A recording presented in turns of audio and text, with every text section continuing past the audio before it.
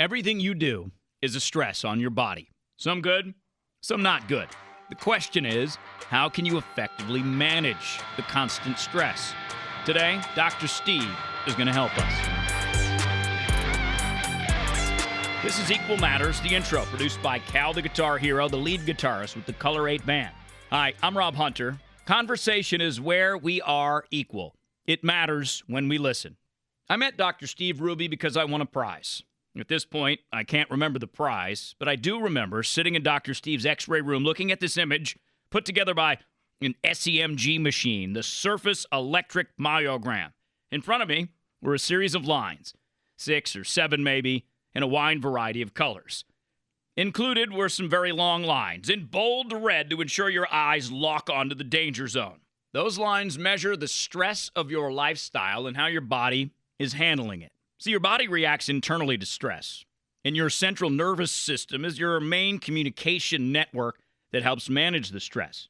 Disruptions to these communication networks can kind of mess up your body. So the image I was looking at was where my body was holding on to my stress. Stress from sitting for almost 40 years, stress from work, life, stress from working out. That stress, it stays in there, wears you down, unbeknownst to you until you feel it. That's why I want you to meet Dr. Steve, because your body handles way more than you realize. And knowledge is one of the core ideals at Equal Matters. Today, an expert's knowledge from Dr. Steve on how your main stress management system operates, your nervous system. Dr. Steve Hruby is a chiropractor based in Scottsdale, Arizona. He researches and lectures on longevity. He owns and runs Kaizen Progressive Health. He joins us today on Equal Matters. Dr. Steve, how come when I go into my doctor, my general practitioner, he never asks me how my nervous system is doing?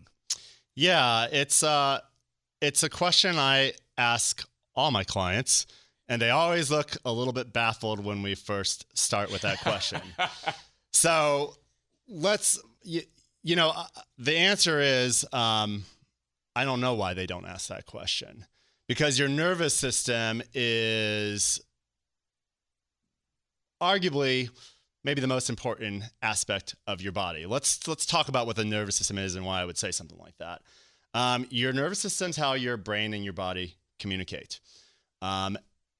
Everything that we do and we experience in this world, physical, chemical, emotional, spiritual, we experience through our nervous system, right? Consciousness, like our self-awareness, that's all experienced through our nervous system. And your ability to self-heal, to self-regulate, and adapt to stress is all done through your nervous system. And I don't know why doctors aren't asking and looking at people's nervous systems closer. It's not really, with the medical world, what they're more looking at, they're more from the health from the outside in approach.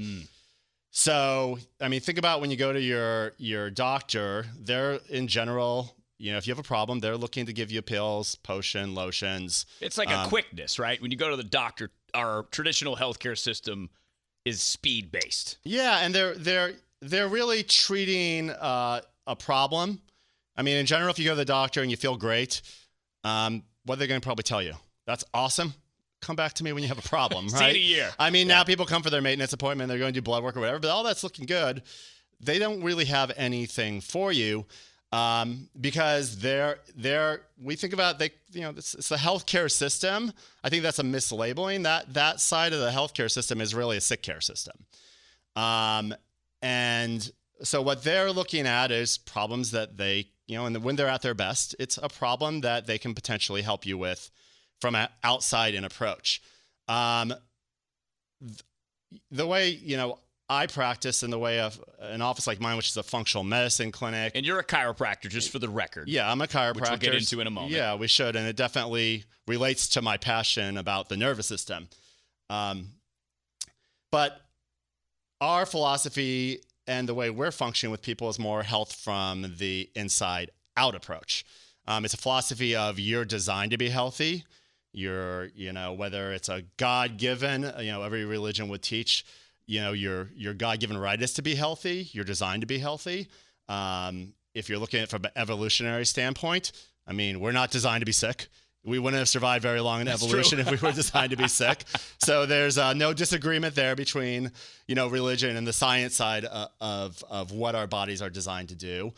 And what we're looking to do is optimize your body's inner ability to self-heal, self-regulate, and adapt to stress. Oh, what did I say earlier that the nervous system primarily does? Communicates. Yes, and it self-heals, self-regulates, and adapts to stress. Okay. So we're looking at it from that inside-out approach, and your nervous system is controlling and running the show literally in every way.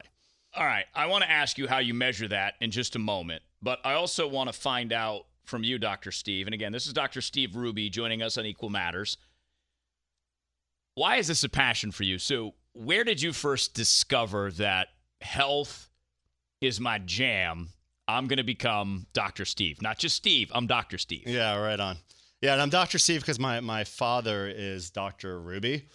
And literally my father, just an interesting side note, he is the leading researcher in the world in peptide protein research. No kidding. Yeah. So you come from a medical family. I come from a scientific family. He's not a medical doctor. He has as a real scientist researcher. He's an interesting person to talk about. Actually, his viewpoint of some of the criticisms that you probably know yourself and would hear about the medical community. That's a whole nother conversation, right? So, and this is a good point. If I could interrupt you real quick, Dr. Steve and I are going to do a series on all different health matters here on Equal Matters. So this just being the first conversation, you wanted to start with the nervous system because of how important it is. Yeah. Yep. And I'm so excited for this series, and I appreciate you, Rob, for doing this. Likewise. Because the heart, the foundational matter is people need to be educated and aware to make changes that are really going to be lasting. Back to my journey with how I became Dr. Steve, that's sitting across from you right now. Started off really how I discovered chiropractic, and I'll tie that into this journey of where I am professionally now. When I was young, I was a very active kid, played a lot of sports. One of the things I did a lot was BMX bike. I wasn't a very good BMX biker, so I fell a lot. Lots of wear and tear. I mean, I knew how to fall well. Never broke anything, which allowed me to keep on doing things I wasn't great at the time. But in my early 20s, it caught up to me. And in my early 20s, when I was finishing up college and working as a server and doing a lot of carrying heavy trays and stuff, all of a sudden one day I woke up and literally could not stand up straight. Wow. My whole lower back was in spasm. Freaked me out, of course. I had a friend who was a massage therapist, and she pretty much just took me to a chiropractor. I'd never been to a chiropractor. I didn't know anything about chiropractic. So the chiropractor helped my low back pain pretty quick. I found the whole thing very interesting, especially since I had never learned about it. I would say from my parents' side, that science analytical side, I immediately wanted to understand what was going on and why I was getting results. And I had a great chiropractor who was explaining to me. About a month into my treatment, my low back pain went away very quickly. It turns out I also discovered I had done tons of damage to my low back. That think about tooth decay. Often tooth decay you don't feel till the cavity hurts, and that didn't start the day you bit into the sandwich. And that's how it was with my low back. It was more the straw that broke the camel's back. It started decades before. And this is the way symptoms often are. It's you don't know it till you know it, till your body's telling you. But sometimes those problems started years and years ago before you're feeling the results of it. But one of the things that happened to me that was just an epiphany for me in terms of what I do professionally now is my chiropractor, when he first assessed me, told me as he was assessing me, he had gone through my history, and he said, you have these really bad allergies you've had your whole life. And based on my assessment of you, I really think when we start getting you adjusted, it's going to have an impact on your allergies. Wow. And I remember him saying, and honestly, I was like, I was like, this guy's a kook. Like, just in general, that first day he was talking about, I mean, I was just like, well, that's kind of what we think of chiropractors. Like the nationwide kind of theme is that, you guys are a little weird, you chiropractors. And, what I would say about that, and it's why one of the reasons I'm most excited to be doing this is I would say as a profession, we've done a bad job at educating the public about what we do. I'm going to get to that when we talk about as I tie the nervous system into this. And about a month into it, I was out playing golf with friends of getting adjusted. And I looked over at a friend, and he was suffering really bad with his allergies. And it just dawned in my head. I'm like, wait a second. Like, I don't even feel anything right now. And I'm always, my mind says I'm always suffering with allergies. I was just used to it as part of my life. And it's like that voice of that chiropractor saying me, this is going to like change your allergies. I'm like, what the, what's our language rule here? No language rules. Okay, good. Be you, Dr. Steve. Woo. Be you. Look out, people. I get into stuff. I might start dropping some. But that moment it was just like domino moment. I was like, this is what I want to do with my life. I mean, I had graduated college actually, and I was, really not sure what I was going to do with my life. What did you get a degree in? My undergrad degree is literally in a thing called racetrack industry. It is a gambling degree. Really? Yeah. This is interesting Dr. Steve fact. It's a unique program at the University of Arizona where I went to college, and had great internship opportunities. I did an internship in New York at the Meadowlands. Great summer. Wow. I mean, what I learned about gambling is I don't gamble very much because I understand. I understand how gambling works. It was like to manage or run a sports book, or there was a side of the program that was to manage thoroughbreds and horse tracks. So it was an interesting thing. But why did you? This is a personal question, and we weren't planning on this. Yeah. Why did you not go in that direction? Because you got that behind the scenes look, or you maybe had a calling. So I had, based on that allergy comparison. A little more of a funny backstory with that too. So my father is a professor at the University of Arizona, Dr. Hruby that we were talking about earlier. And at the time, I was essentially, I think I paid $275 a semester to go to college because he was faculty and I had a program, which was great. I graduated high school at 16, and I really took my time in college. Probably because I was busy having fun. But I think I changed my major 5 or 6 different times at the U of A. They literally pulled me aside and said, you have to graduate. And at that time, that was my major. I was like, okay, because they're just like, you're like abusing the system, right? Got it. So when I decided to become a chiropractor, actually I was still living in Tucson, and I had to go back to school for a year to get my prereqs to go to chiropractic school, and then that was another 4 years of school. But as soon as I had this passion for chiropractic, it was just like full steam ahead for me. I had always been instilled in me with my parents, is just like, do something you're passionate about. And that's where my struggle was in college and with life at that time, is I'm just like, I hadn't found my passion. And my own personal experience was like, this is just amazing. I mean, I just had immediately started, every time I was going to my chiropractor's office, I was like asking him a million questions. I just innately found it interesting. And I love people. I love work. I mean, it's just a perfect profession for me. I love people. I love helping people. At the end of the day, my jam is like when somebody tells me, you helped me, I got some great result, I was able to go play with my kids, whatever it is, man, that is like, for me, that is why I'm doing this 22 years. And that's just, that passion has just continued to expand it over things. But chiropractic is the philosophy of that health from the inside out. And chiropractic in its original and true form, in the way most chiropractors practice, is we're balancing your nervous system. Your nervous system, we can talk about the mechanics of that. So your nervous system, it consists of your brain.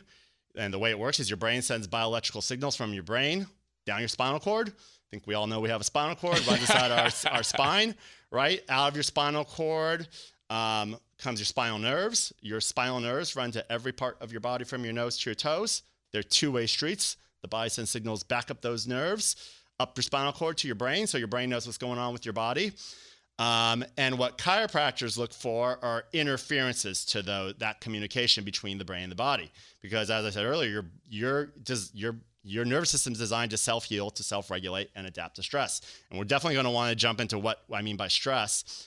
But with the interference, what we look for via the spine more often than not, in its traditional form at least, because what I do is a lot more expansive, but this is the chiropractic portion of your nervous system, of balancing your nervous system, is when you get what we call chiropractic subluxation, which is either a misalignment of your spine. Subluxation is the medical term. Yeah, subluxation. Misalignment. Yes. Okay. And I will explain, it's a new word to people. The way I like to frame it for people is think about like a dislocation. Everybody knows what that is. Yep. So dislocation, the joint completely comes out of place. Subluxation, the joint partially goes out of place. Ah. Okay. So would that be like a step?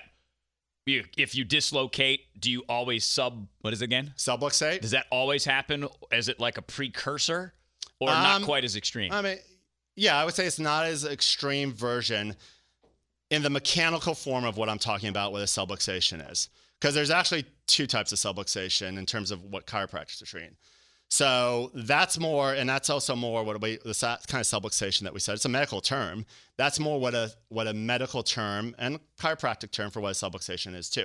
And it's also probably the easiest one for people to understand as a simple, example of how to think about what a subluxation is. Got it. Here's what's actually more often than not, though, what's going on is causing these interferences. Because I'm just going to call a subluxation interference to your communication between your brain and your body. Okay. So the other thing that can cause that interference, more often than not in the joint, is actually lack of motion or improper motion of your joint. So more often than not, actually, what happens with a subluxation that I'm going to treat as a chiropractor is the joints become stuck and fixated. And when it's stuck and fixated or subluxated, it's the same result. It pinches, irritates the nerve or the soft tissue around the nerve.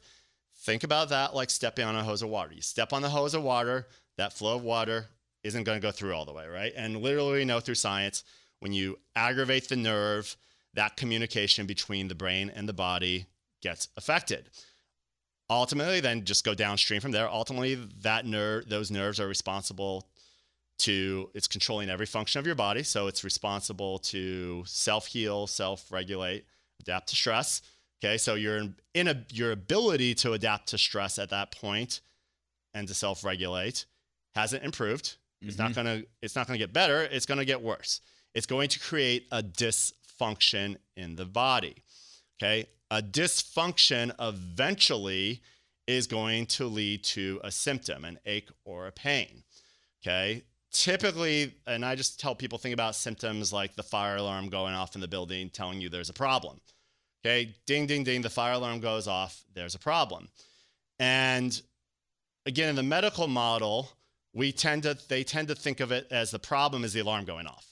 Right. Right. That's like the last part. It's the last part. Yes. More often than not, it's the last part. Unless you ignore it. Yes. Well, listen, you fall the ladder and you land on your back. The symptom's going to appear pretty much. So if you have a traumatic incident, it's not the last. It comes right with the injury itself. Got it. But Makes here's the sense. interesting. Good delineation. Yeah. Thank you. So, but more often than not, what we know about the nerves and the soft tissue around the nerves, it takes about 60% interference or aggravation to the nerve, soft tissue around the nerve, before you even feel it as an ache or a pain. So to put that in context, you could have 20% interference, 30% interference, 55% interference. You don't even know you have interference at this point, right? But that's fantastic how fantastic the body is. Absolutely. I mean, yes, absolutely. The body is miraculous. I mean, the more you dive in and learn about this stuff, the more, just miraculous it is. It's so cool what the body is capable of. So I want to see, Dr. Steve, if I can provide like a real example of me, because I'm just for full disclosure, I go see Dr. Steve.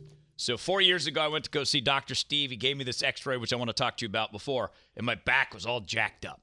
So I go through the process. We do a follow-up. Proper medical terminology. Yes. Medical, yes, exactly. Back all jacked up. All jacked up. And then we fix it. Everything looks good. But then I just go about business. But I threw my back out for the first time ever, like a month ago. So I come see you again. You do another scan, and it's all way even more jacked up. So because we can use me, forget the patient confidentiality. Let's talk about, just for a real life example. So it was at my lower back, kind of like my top of my butt. And And you look at that and you say, okay, that's at least a 60% interruption because you're now seeing pain. Right. So if you're suffering from back pain and you're listening to Dr. Steve, when you feel that pain, that's the major interruption. Right. So let's go into stress here. Right. Let's talk about the overall, because this is how I guess I would say it. For me, I didn't pay attention because I didn't quite understand the magnitude of stress. So I just went about my business. I'm getting after it. I have an afternoon radio show. I'm starting this podcast, Equal Matters with Dr. Steve. I help 2 businesses. So I do a lot, and I love all of it. But it's taxing because it requires 12 hours of effort basically every day. So talk to me about that stress. Right. Because you just think of stress as when your body's like, oh, my God, I have a deadline. I have to meet the deadline. Right. But it's so much more complex than that. Yeah, absolutely. Absolutely. And let me ask you one question, and then we'll jump into what you asked me. I bet you want to do more. I do.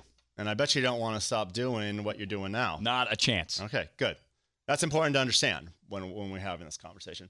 So, yeah, I think so stress is a very important thing for people to understand and understand how it affects your body. I think the first thing that people have a false impression about stress is they tend to think of stress as negative. And certainly there are negative stresses in our life, and there's stresses we want to avoid, and there's stresses we want to minimize. Okay? Such as? Falling out of a 2-story building is not something you want to do on a daily basis. Good call. BMX biking, and not sticking landings. There's negative stresses there, right? So there is everything we do. So let's put it this way. What's important to understand is everything that we do is stress. And life is for living. And everybody I meet wants to live life to the fullest. I have yet to somebody tell me that they did not want that. And you live your life through your nervous system. And since everything that we do is a stress, let me put it in context. A truly stress-free life would be you in a coma being intravenously fed. Okay. Does that sound like the kind of stress-free life you would like to have, Rob? No, I think, I'm going to pass on that one. Yeah, so it's nobody wants that, right? So all the good things that we do and all the fun things and the satisfying in our relationships and our interaction and our professional ambitions and our physical ambitions are all going to require your body to take on those stresses and adapt to those stresses. Stresses come in 3 different forms. We'll get you back to Dr. Steve here in just a moment. But are you ready to grow your career but lack a strategy or vision about how to grow? Does the thought of changing it up freak you out a little bit? Maybe you have a fear of failing. And maybe you've read some leadership books, which you know is great information, but how you do it consistently is what's missing. My name is Rob Hunter, host of Equal Matters. My communication skills program called Master Your Message is the how, because it's how you use your voice that drives your results. Your voice is your billboard. Your billboard is what gets you hired or promoted. Your billboard is what improves your relationships. Master Your Message shows you how to enhance your communication skills to understand, to grow, and to lead. Leaders use communication skills to build strong relationships quickly, relationships that open up opportunities. Your influence is built around how you use your voice. Culture is communication. Disputes are resolved through communication. Your ability to communicate effectively always gives you a competitive advantage. As a communications and performance coach, I can help you use your voice to create opportunities and show you how to use communication to perform when those opportunities arise. Skills that will help you lead, influence, and build a strong team. Schedule a 20-minute call with me to find out if coaching is right for you and how it will help you at paintedporchstrategies.com/Rob. paintedporchstrategies.com/Rob. Or check the show notes in this description. The time is now for you to invest in you. So pause the episode, go set up the absolutely free 20-minute call with me, and then when you're done with that, get back to Dr. Steve Hruby on Equal Matters. Stresses come in 3 different forms. To make this easy, there is physical stress. Okay, falling out of a window. And again, stress can be good and can be bad. So let's talk. Negative physical stress on the body would be a traumatic injury. Is is working out considered a physical stress? Working out is 100% physical stress. If you're doing it properly, it's going to build you and strengthen you. If you do it improperly, it's going to hurt you and injure you. And I see both cases happen all the time. So that's a prime example. Sitting in a chair 8 hours a day is a physical stress. It's a big physical stress. And again, we can get into some of the depths of just being awareness about some of these things, the things you can do to combat these stresses. There is biochemical stresses, the foods we eat, the air we breathe. Okay. I mean, most people are aware if you eat a piece of chocolate, delicious chocolate cake, it's going to, if you like that thing, it's going to feel really fabulous at the moment you're eating and release all kinds of great chemicals in the body. But how are you going to feel 5 minutes after the fact, 10 minutes after the fact, 20 minutes after the fact? It's a huge biochemical stress on your body that and that can have negative results there. But hormonal changes in your body, or biochemical stresses on your body. So these are literal biology changes. So you eat the chocolate, maybe you get some dopamine, that sugar tastes good, but then after that dopamine, it turns into, why did you eat that? So your body's trying to figure out what to do with the cake. Yeah, you talked about awareness, and the reason I give that example about after the fact is I teach everybody, all my clients, my children, what you want to focus on is how you feel, not when you're eating the food, but always focus on what you feel. You can always focus on when you're eating the food. Like, enjoy it. If you're going to do it, enjoy it. I'm not saying don't ever eat chocolate cake. I eat chocolate cake. I like it if it's good chocolate cake. Yeah, but it's gotta again, life is for a living. So I'm not here to tell you most of us are aware of 95% of the things that are good for us and bad for us. Absolutely. And you don't need me to teach you that. But you want to put it in context of, if you are going to do those things, like awareness and be in control. So that's why I teach people, pay attention to how you eat after you eat the food so much, because there's biochemical things that's doing to your body. Also, if you eat something really good, like an avocado, how you're going to feel 10, 15 minutes after the fact, probably really good. And if you start zoning in on how you feel after you eat a food, rather than zoning in when you're eating the food, that's a different mindset, and you're actually going to be attracted and drawn. It's going to be easier to do the less stressful thing for your body. Short-term versus long-term reward system. Absolutely. Absolutely. And then there's emotional stresses. Okay, so I just want to repeat the first two. So we have physical, we have biochemical, and now we have emotional. Yeah.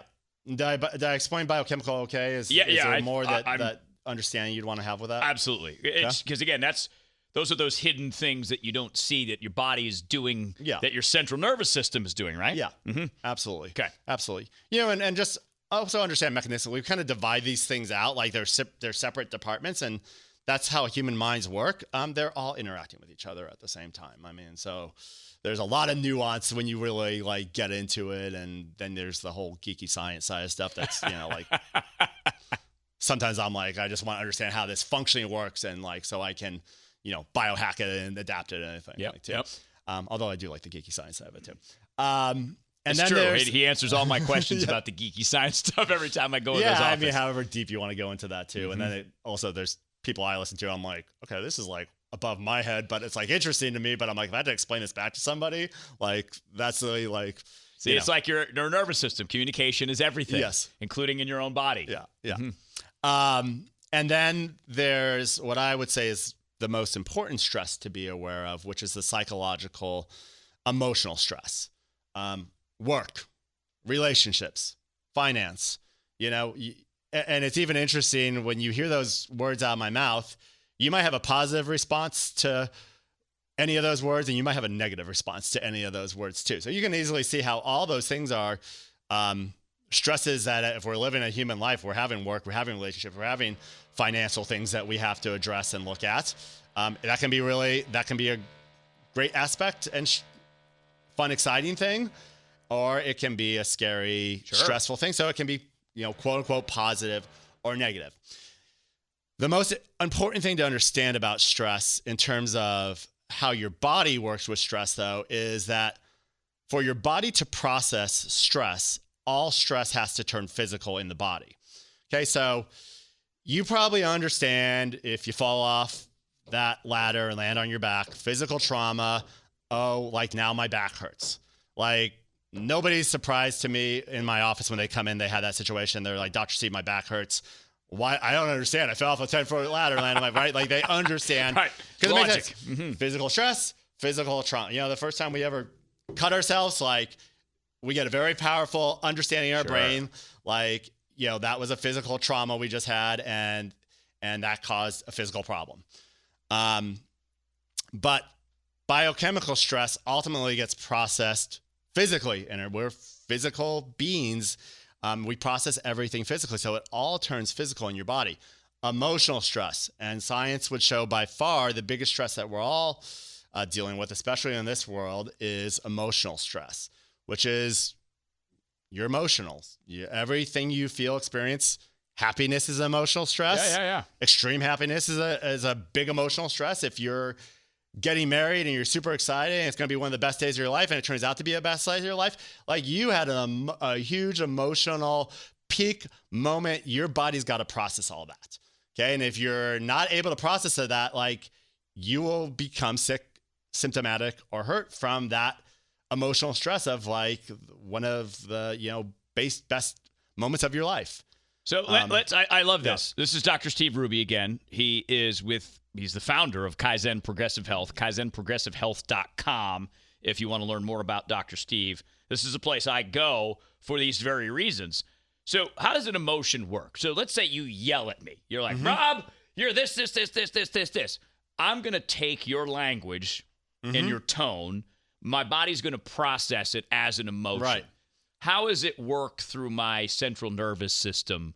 Yeah. You know, that from leaving your mouth to my ears. It's really interesting the way you asked that question, because part of the answer to that question also involves communication. So let me try to divide communication out to answer that question, and then I'll answer it, and I'll explain the communication aspect of that too. So I think I just want you to understand physiologically what an emotion is, right? So an emotion is, by definition, a physiology of the body. If you're sad, you feel sad. Now, you might have you almost certainly are going to have sad thoughts that associate with that. So we tend to think of as emotions often as like what's appearing in our brain and our head. But there is an absolute physiology of sadness in your body. Let's take an easy example, which is how do you know you're excited about something, Rob? I feel it in my gut. Yep. Like when we were if you getting didn't ready feel for it this, in your gut, I'm super excited. How would you know you're excited about something? Like when you really actually think about, first of all, you said something, you feel it. And emotions are feelings. Actually, it's literal. There in the definition. Yeah. An emotion is how you feel. Something you feel in your body. A feeling, it's physiology. It's, excitement. You said, you feel it in your gut. We can now measure all these things scientifically. So it's not woo-woo anymore. Like there's heart rate variability changes and things change about your pulse and your heart rate. And actually chemical things are going on that they can measure in your blood that you're not feeling excitement without that. There is a direct physiology to every emotion and a correlation. You know, when people get angry, they turn red in the face. There's a literal physiology that you could go read about. It's been studied. That is that. But it needs to be released, right? Like is that the point? So if I feel angry, if I feel sad, my body's trying to figure out what to do with that? Yes. Mm-hmm. Your body's doing what it's doing. Now, the interesting thing is there's that feedback. There is a direct, you can't separate your mind and body. You just can't. I mean, scientifically, I will tell you can't. So we tend to think of our mind as body as two separate things. And I'm just telling you there's zero science that would support that. And if you want to be able to, and it's okay if you philosophically, and again, maybe we'll find something out and they are separate things, right? But we know now. Let's just say in this form and present state that we're in, they are the same thing. They are 100% the same thing. I'm pretty agnostic about the other things, but I love to get philosophical questions. So maybe that'll be a separate, series of shows that we do. The philosophical side of Dr. Steve, which I love. Think about these things. But there's a physiology to every emotion. So when you feel emotion, it's actually your physiology doing, which is like a stress on the body, and your body's got to process it. Now there's communication to yourself, first of all, will change your physiological state and change the amount of stress that you're going to. And then communicate. If I might say, Rob, like, you're fat. Rob's not fat if you're not seeing him right now too. So, and you could have all kinds. That might make you sad. That might make you angry. That might make you self-conscious. That might motivate you. Right. Certain people, like the right coach or whatever, are saying things that might motivate. And you're not wrong for whatever emotional response that you're having. There's just a mechanism in your brain that's like triggers a certain physiological response to a communication. So that's that mind-body connection. Yeah. The mind says this, body does this. Yeah. So it starts in the brain. Yeah. So one of the ways, to start hacking these things that I teach people and is to really study communication, understand communication. There's all kinds of communication, literally like the words you're saying yourself, the way, you talked about earlier. So we think communication is words, and yes, communication is a part of words.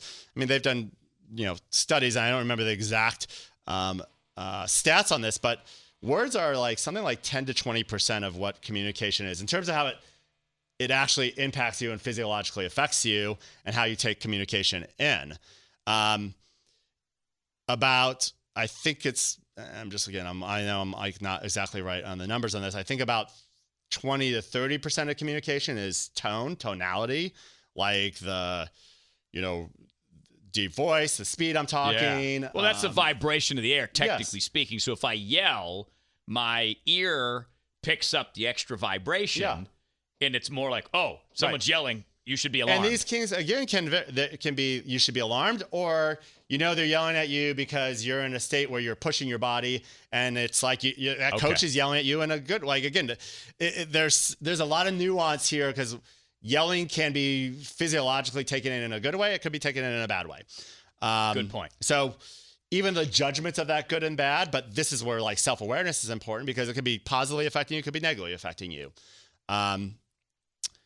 And so it's all, emotion is all physical, and it's by far the biggest stress that we have to adapt to.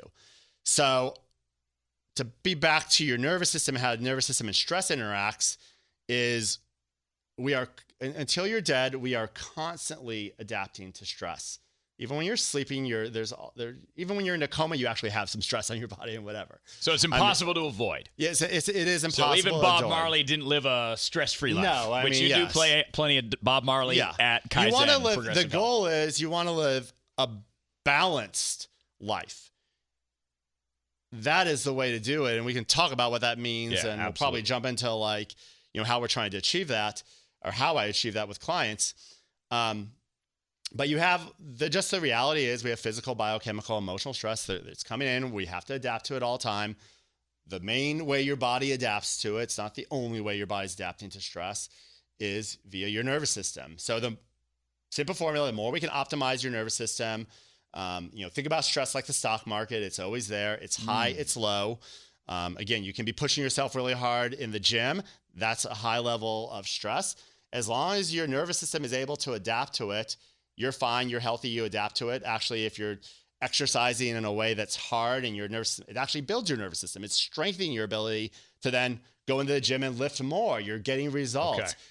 You're able to do a workout now that if you had done 3 months ago when you started at the gym would have injured you. It would have been more stress than your body could adapt to, right? So there's, you have to actually stress your system to build your system.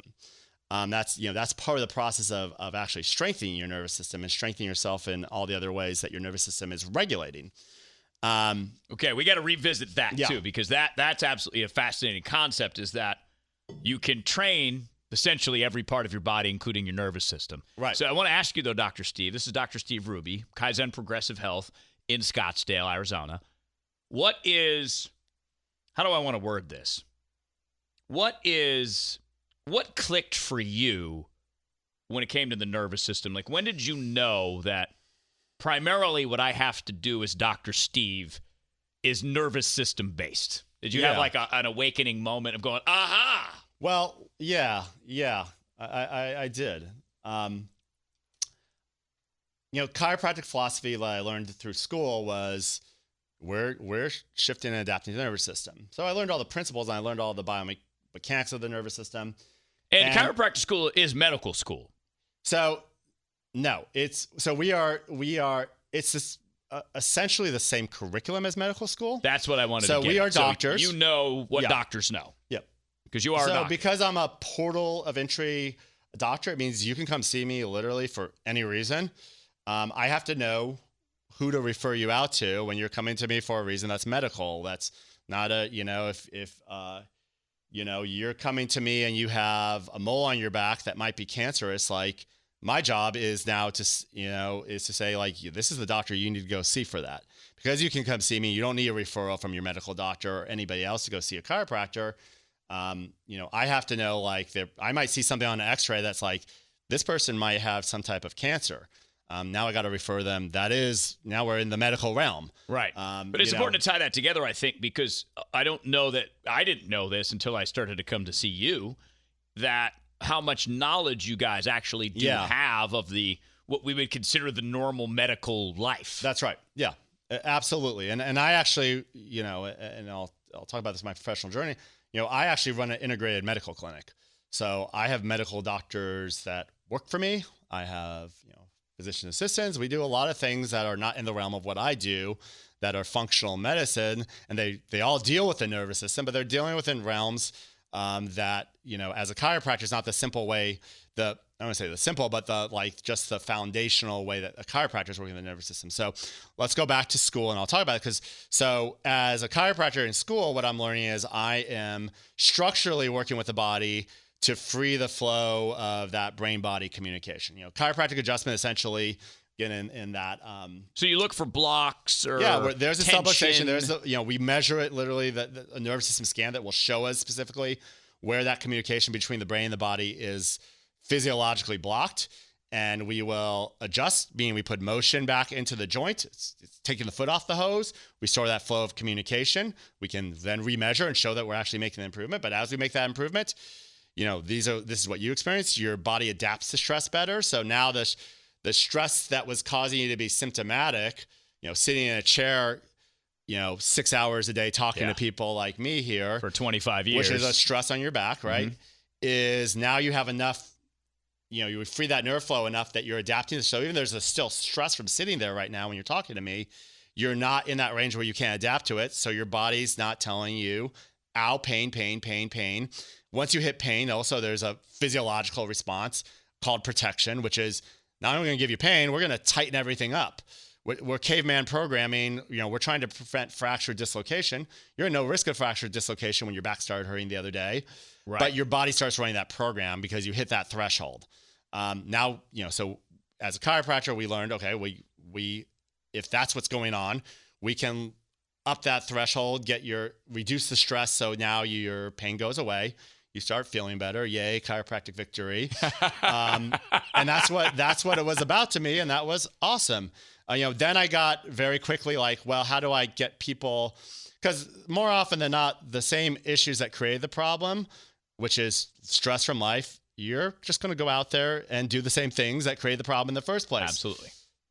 Well, I hear this a lot about, I went to chiropractor, it helped, and the problem came back. Well, yeah, because the thing that's creating the problem is still going on. So yes, we helped you for a little while, but eventually you hit that threshold again, and and then there's that loop of coming back. So, how do I get more lasting results was like kind of then what my profession, which was, I'm also licensed in physiotherapy, which, PT, physical therapy. And that's why Kaizen, Dr. Steve's office really does it all. Yeah. So we're doing all these things. Yeah. Absolutely a fantastic place. I'm super passionate about chiropractor. I'm a chiropractor, but, then this is everything we do, because this is what ultimately I'm passionate about, getting people results. Yes. Having, what my selfish thing when you're awesome, Dr. Steve, because you helped me and you made me feel better. I've gotten more comfortable with the spotlight. I mean, I'm actually the kind of person like, great, that's because you're so wonderful. But like, profoundly, that's my purpose in life, is like to help people. Like, that's just who I am, right? That's the soul of me. How does that feel? Like when you talk about, because I feel like I've had a guiding light that's been an internal guidance system. Mm-hmm. So is that my central nervous system pointing me in the right direction?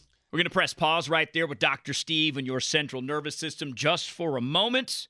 Do you feel like you're spinning your wheels, doing the same thing over and over again?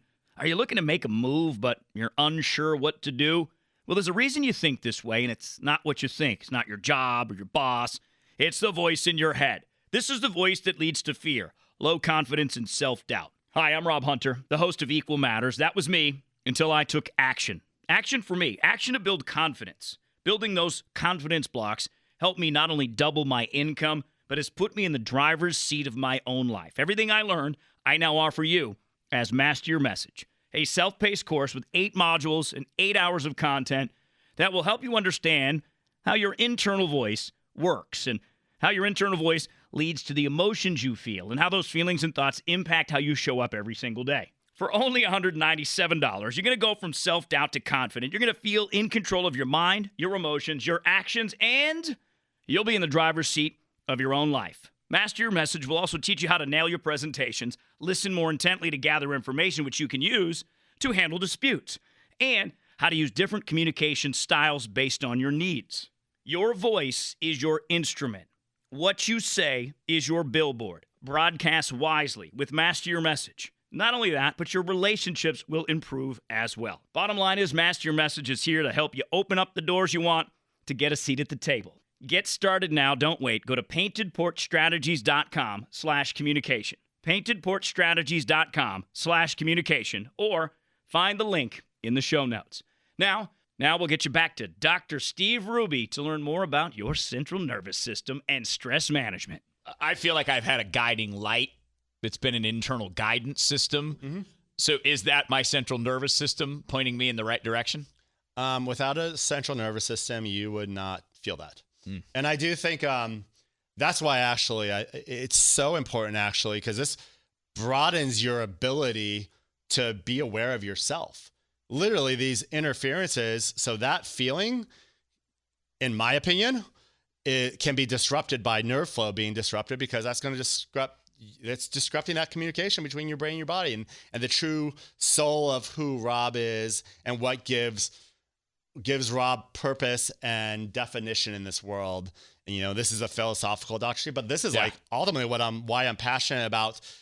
Listen, that's way more important for me to get people in tune with that and have a body that functions for that reason than just because I don't want to be in pain, Dr. Steve. And of course you don't want to be in pain, and that feels great to get out of pain, but I want people going after the most in life. And it's actually so what's happened to me professionally over the years is I have to have these conversations with my clients for them to be aware, and foundationally what I found is I don't want them just feeling good. That was great. Yeah. But now I've become like a health and a lifestyle coach. Yeah. And because I'm a coach, because I want people to get the most out of life.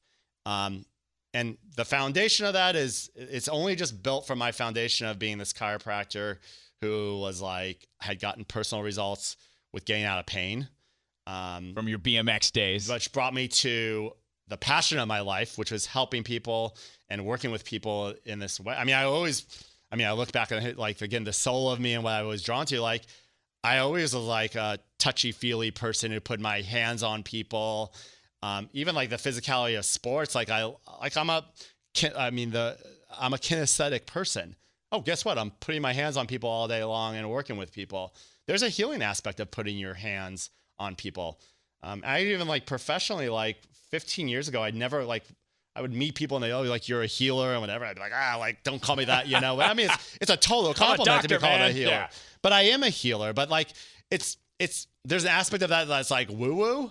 And coming from, I think, the scientific background that I came from, of I was always no, let me tell you the science of this. But there's I have grown to like love the woo-woo side of things, you know? And I mean, and listen, if I think something's BS, whether it's science or woo-woo, I'll call it out. And I think it's that's more important. to me, Dr. Steve, that we just really don't know how to explain it yet. We haven't figured out how to explain the science behind a lot of things that our body does, because it's doing like trillions of things every second. You're right. And it's funny because 60 years ago, what I was just telling you about emotions and how they affect your physiology and whatever, I mean, that was completely woo-woo. Yeah. I mean, there's a guy, Hans Selye, and basically he won the Nobel Prize for proving basically what I told you early scientifically about how all stress turns physical in the body. I mean, that's the gist of his work that won him the Nobel Prize. All of a sudden, something that's very woo-woo is not woo-woo anymore because, so often it's just that the science hasn't caught up to it. What I say now is like, hey, I kind of define people. I have a scale from 1 to 10 of like 1 to 10 woo-woo to not woo-woo. But all it actually means is we just because something's a 10 in the woo-woo scale, it just means we don't understand if it does work. We don't understand if it works. So I always tell my clients, like, clients ask me, we're talking about everything in my office, and, hey, if I'm doing this, I feel like it's helping or whatever. And I always say, if it's woo-woo and works, keep doing it. I'm all for woo-woo and works. If it's woo-woo and it doesn't work, I'm against that. And don't do it. And one thing might be woo-woo and work for somebody, and it might woo-woo and not work for somebody else. But that is as true in the hard, one science thing is, not everything works for everybody ever. Like, because we're all unique creatures and it's like our individuals. thumbprint, right, Dr. Steve? So my thumbprint is different than yours. Right. My biochemical makeup, my DNA is different than yours. Yes. So Rob all Hunter, of the stuff. You could be a great basketball player. You are never going to be LeBron James. It's and true. You're never going to be as good as him and whatever. And I don't like to put limits on people, but that's just not my area of life. At least you're This probably is my going to area. have to work and do but all I'm better at this than LeBron a million is times at this. harder because his physiology and his body and his genetics. Absolutely. But here's what I will tell you, and I want to get back to that because sometimes one of the things I see people blame bad results with their health and physiology is I'm just designed like this. Like I'm designed. Rob, you don't get, Dr. Steve, you don't get it. Like I'm designed to be fat. My mom was fat. Everybody in my family is fat. I am even doctors. You go to them like you have a family history of heart disease, cancer. But nobody is designed to get heart disease. Nobody is designed to be fat. You might have more of a genetic predisposition to those things. Sure. If you do the wrong things, if your body can't adapt to stress, in some way it's going to present itself as a symptom. That's not just aches and pains. That's cancer. That's heart disease. That's everything that kills us. Not everything because there's, we can get hit by a car and that kills us too. That's a different. But almost everything that we think about that we're trying to avoid in this world, and yes, we're trying to avoid getting hit by cars too. Yes, it's a good idea. Use the crosswalks, look both ways. I just want to clarify, and somebody say, no, it's good. Just to close the loop on that quickly is, we're all designed to be healthy. Mm-hmm. Again, it's our God-given right. It's our body's work. It's our body's work. We wouldn't have survived evolution if we weren't. So if you're not healthy in the way that you're designed to be, it's because you're not getting something you need, or you're getting something that you don't need in those three different dimensions: the physical, biochemical, emotional. Okay. I would love to just use myself as an example because I hope that this is relatable. So you did a nervous system scan on me because today we're focused with Dr. Steve on the nervous system and how important it is to all of our health because we're dealing with stress basically 24 hours a day, 7 days a week. And it's our body's and nervous system's ability to handle that. So the scan is painless. You put something on my back and you scan both sides in several different areas. And I don't know if you can, I didn't think about this prior to, if you can get me a picture of my back scan, I will post it for people to see. 100% so they can kind of relate to this. So if you want to go take a look at that, we'll figure out how to do that. 100%. But check equalmatters.com or check my social media channels, Rob Hunter Media. So you're scanning me, Dr. Steve, and I don't know how much you remember about it because you do this all day, but it's color-coded. Mm-hmm. So what is it scanning? Black and red are bad. Right. And I had a lot of black and red on this scan. So back it up. Why the scan? What is it telling you? And what do the colors mean? Yeah. So the scan you did is called SEMG, which stands for surface electromyogram. It actually uses the exact same technology as the EKG, little beep, beep, beep EKGs. So an EKG is measuring the electrical impulse going through your heart. And SEMG is measuring the electrical impulse coming from your brain, down your spinal cord, out your nerve, into your muscle. So we're measuring essentially how well the brain and the body, at the level of your spinal nerves, so that communication between the brain and the body, we're measuring for interferences between that communication between the brain and the body. So literally we can measure and see exactly where those interferences are. Now, what you see on the scan is lines that represents that signal between the brain and the body. There's three things that we look at in the lines. We look at the color of the lines. So if it was a perfect scan, you see whites, those lines are going to be white. We look for the length of the line. The length of the line that you see translates to how tight your resting muscle tone is. Your muscles and ligaments are what hold your bones in place. They're what control the motion. If they are imbalanced, so if one side's tighter than the other, okay, which is going to represent as a longer line on the scan, it's pulling more to that side. Well, it's pulling more to that side. It's going to pull the bone out of place, which will pinch, chafe, and aggravate the nerve, which we talked about is that interference of communication. Yeah. So again, so the muscles become a very important part. If we adjust and move things back, and now the muscles are still in balance, guess what? They're going to pull things right back out of place. So ultimately, to get lasting results, we got to balance the muscles too. But the scan now is, so we see two things. We see A is their interference. If we see colors, that's different degrees of interference. So white is normal. Green would be mild interference. Blue is moderate interference. Red bad. Red is severe. Red's right? warning, warning. Exactly. Black is extreme. You're screwed. Yeah. Get it together, man. Yeah, it's like, now it's not just the warning light. It's like, Yep. The test does not measure pain directly. However, where you have reds and blacks is where the warning light's going on. And if you're not feeling pain yet, it's like the warning light, but like the fire alarm just hasn't gone off yet.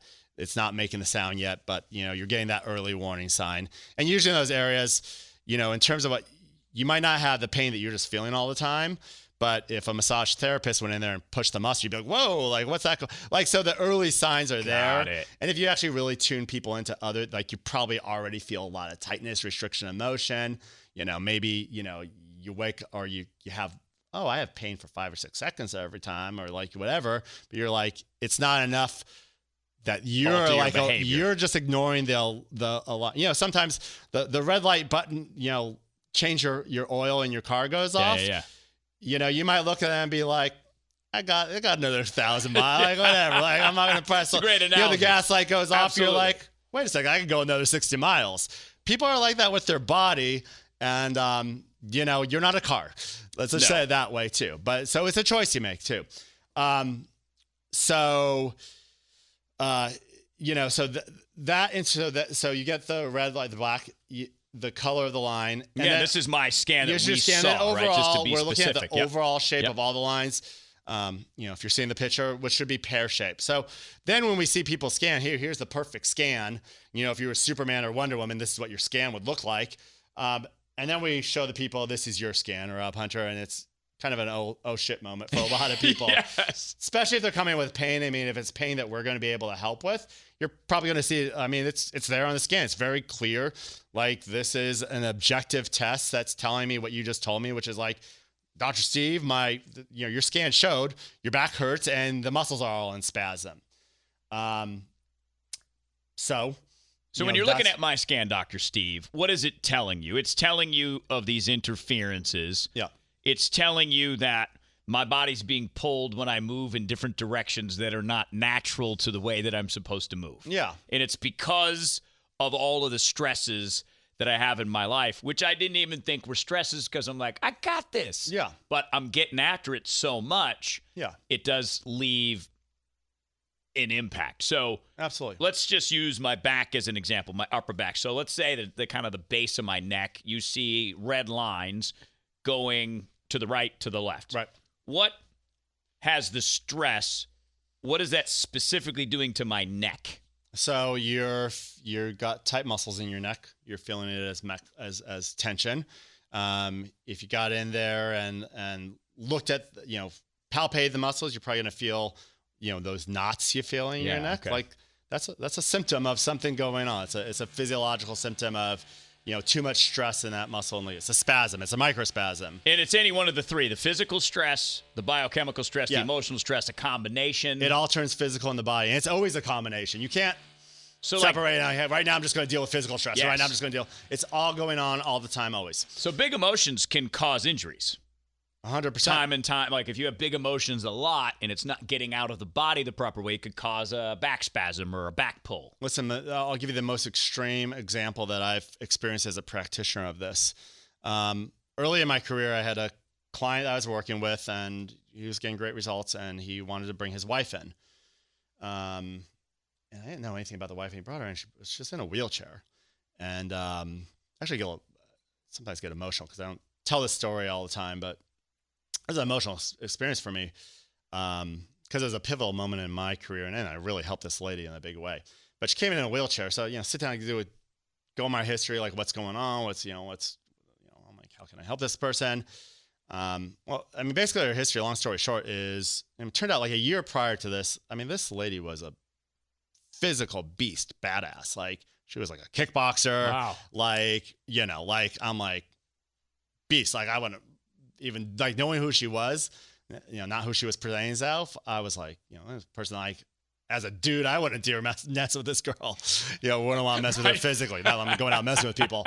That'll cause me some stress if I was going to mess with people. I'm like, wouldn't pick her. Right. But you see her and she's in a wheelchair. And she was, I'm like, what's going? Like, I'm like, where's the major? Where's the physical trauma? Like, she must have fell off a ladder and something. Right. None of that. None of what's going on. And so here's what turned out. So about a year prior to seeing me, she from a previous marriage, she had a son, her only son, and her son had committed suicide. Oh man. And she was, her mom. She was a mom whose only son had committed suicide and completely emotionally blamed herself. For time what and had time again, day after day yes. after day. And it was just, what could I done? What did I miss? This, there were signs there. She obviously she'd done everything in her power of who she was to help him, but felt like that was her fault. Yeah. Which is like a totally understandable human condition, emotion that, like, as a parent, how can you? I can understand why your mind. I don't know what my mind would do if I had that situation to deal with. But these are the real things that happen to people. And she had been to, quote unquote, every doctor, Mayo, and all these things, and her body, her organ functions were shutting down. There was, quote unquote, nothing wrong with her. Right.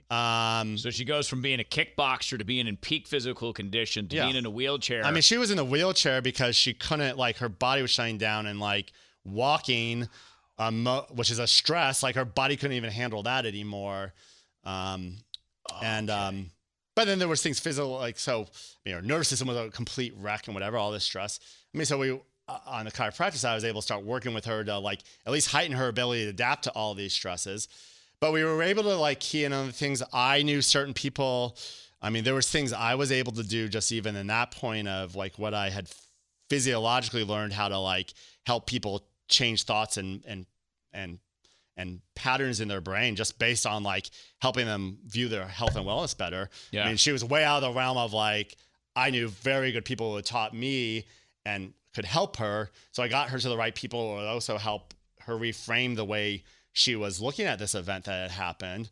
And all these things together. And then as she was able to change that, I was able to optimize her body to make the shifts and changes, because she still had to get all that toxicity of that emotional stress was now stored in her body. It turned physical, and that doesn't just magically go away because she was changing her thinking. These are all processes that are going on. So, But that is like my story, and it was just like such an aha moment because I had read before. Oh yeah, emotional stress is like it's like for most people it's like 10 times more than all these other stresses combined that we're dealing with, and that experience just made me so aware of like people need to understand this. I need to understand that as a doctor that it's really emotional stress. And again, and I work with people who are like killing it and they're so passionate about life and whatever, and they don't have sadness or whatever, nothing bad's happening, but if they were to do as much as they were doing, that's a huge emotional stress. And if their body's physiology wasn't working, their body would be breaking. This is like what burnout is to people. Mm-hmm. Their body would be breaking down just like that lady's who was dealing with a huge emotional stress that we would quote unquote call negative, but they're both stresses. Your body just has to process them. So even if you're loving all the things that you're doing like I am, it's still overwhelming if your body's not like in alignment. Yeah. People, I mean, if you know somebody who is like just incredibly successful, who's suffered from burnout, you know, you see it in their body. I mean, their body has reached a peak that it just can't adapt anymore or whatever. But to be able, if they were not to hit that mark, and as long as their nervous system's in a place, and so often people are healthy, they're great, but we're still like able to optimize their nervous system even more so they can do more, so they can get more out of life. And so a professional athlete who's on their A game, almost 95% of professional athletes work with a chiropractor in one way or another, because it's not just for the aches and pains. More often it's because they're optimizing their body. So we can help you in both dimensions. What I'm passionate about now is, okay, yes, most people come to see me, they're in some type of aches and pains. They're in a crisis mode because they've never been taught all the things I'm teaching you right now. Right. So why would they even think to come to see me? They're like, exactly. I don't go see doctors when I feel great and whatever. But that's what I'm really passionate about is like, let's get you out of pain, but then let's make sure you don't get back into pain.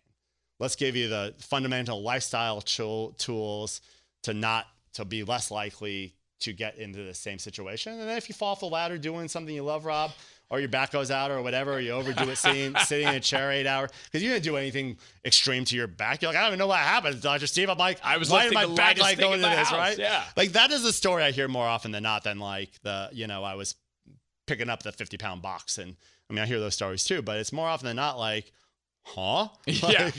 And again, think about like tooth decay. It's when you bite into the sandwich and your cavity starts to hurt, you wouldn't be like, oh, what, that sandwich just gave me a cavity? Right. Like, but that's what we think when we think like, my back just started hurting out of nowhere.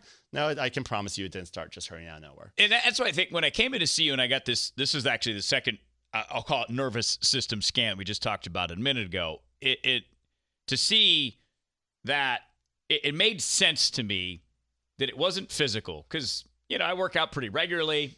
I mostly have good form. I wasn't working out the day that my back went out.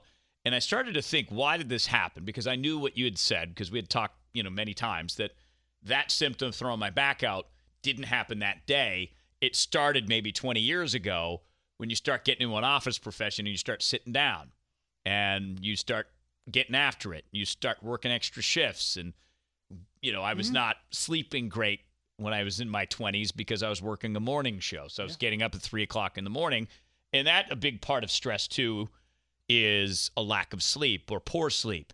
So now we have emotional stress, anxiety, depression, trauma. I'm just looking at a list here. Chronic pain, lack of sleep, environmental toxins that you mentioned, Dr. Steve, infections, inflammation, poor nutrition, alcohol, drug use, all add to this. And I'm not saying that I do all of these things, some of which I do, that leads to this moment of, oh my goodness.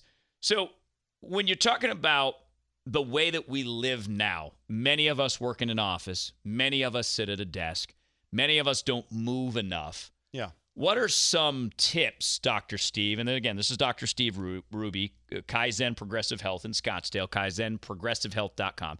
What are some of the things that we can do to help prepare our nervous system, our main point of communication, and how our body works? Yeah, great question. There's some very simple foundational things you can do that will make a huge impact over time. So first of all, I'd say you can move more. Think about motion like a nutrient. We're all designed to move. I mean, we're designed, our physiology is designed like our ancestors, 50,000, 100,000 years ago. Our physiology, our genome has not changed. Our ancestors, how much was our ancestors moving? All the time. All the time, right? They were moving out of necessity. They were moving to find food, basically to find food and not be food. And how much sitting did our ancestors do? I would imagine probably not a lot. Yeah, not a lot. Little to none. Mm-hmm. So that is, we have a again, like motion is a nutrient. We have a physiological demand on that our body needs motion. And most of us are deficient. Our ancestors didn't need to go to the gym. They didn't need to schedule, cardiovascular workouts, and all these things do. But that's a nutrient to our body. And we know very clearly, this is not controversial at all. Like, though, if you don't get those things, it is going to affect your health and well-being.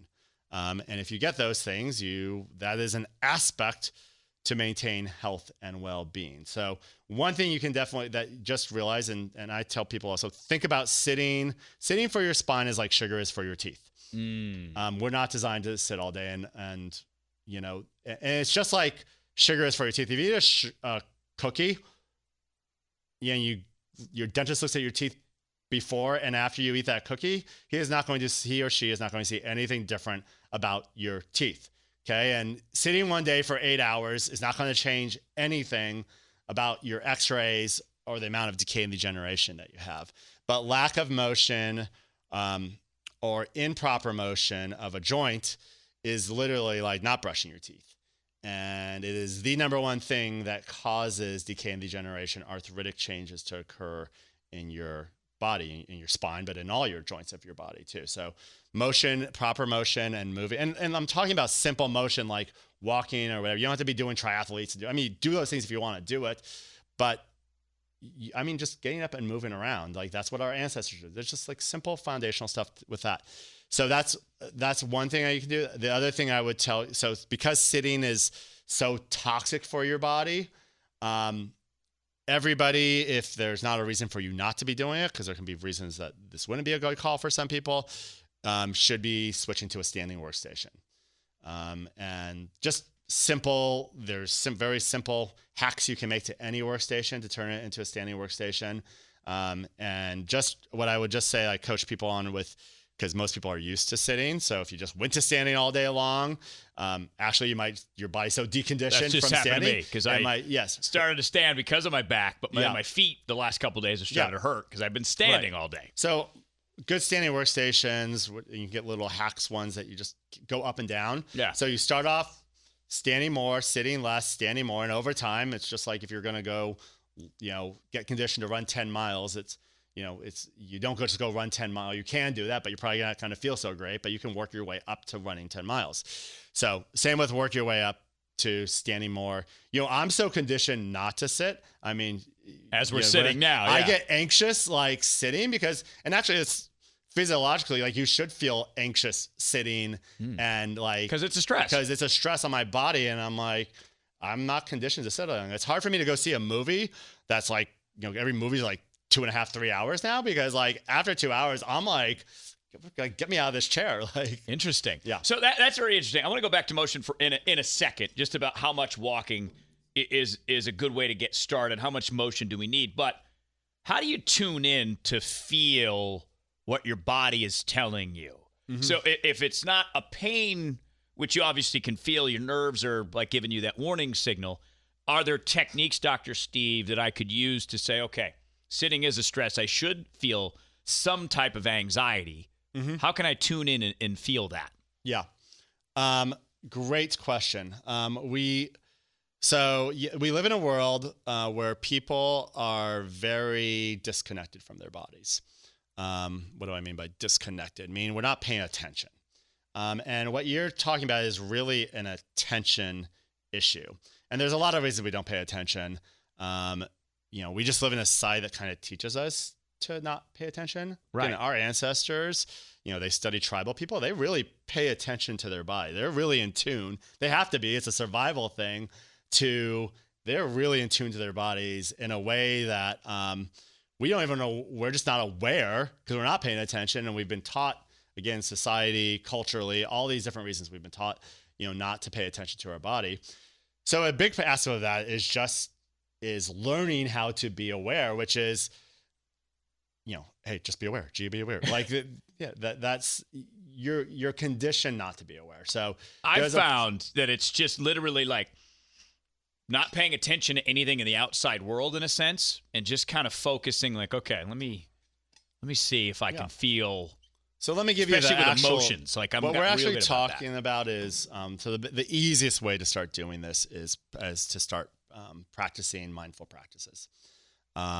So what are mindful practices? Meditation is a mindful practice. Breathing exercises are a mindful practice. Getting out in nature is a mindful practice. So mindful practice is, and what's important about mindful practices in the sense there's a lot of things we can go into mindful practices about it really is a practice of self-awareness, especially when you talk about something like meditation.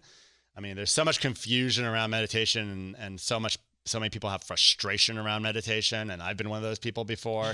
And let me tell you, meditation is like exercise for your mind. And once you actually learn what it is, and actually it's a practice, and there's a reason it's called a practice, because it's a never ending thing. Once you actually realize what it is and what you're doing, I think actually it would be impossible for anybody to stop doing it. You might fall out of like doing as much as you should and need to, but there's a foundational self-awareness that comes with meditation that once you get, it's an aha moment and you can't ever forget that. And maybe you don't do the practice the way you should, or you fall off of your practice, but there's certain awarenesses, and that's it's like being present. And part of that is it's always actually, you have to be aware of something in your body to be present, and it's something that's going on in that moment to be present. But so meditation, this is what I think of meditation. I like meditation. I'm in that category. I don't do it as much as I should, but I have like little moments where I do it more often than, all right, I'm going to sit here for 15 minutes. What benefit? Because I've heard meditation's really about focus. Mm-hmm. Because what I tried to do is, if thoughts come in, I don't really follow those thoughts. I just kind of like, in a sense, observe them.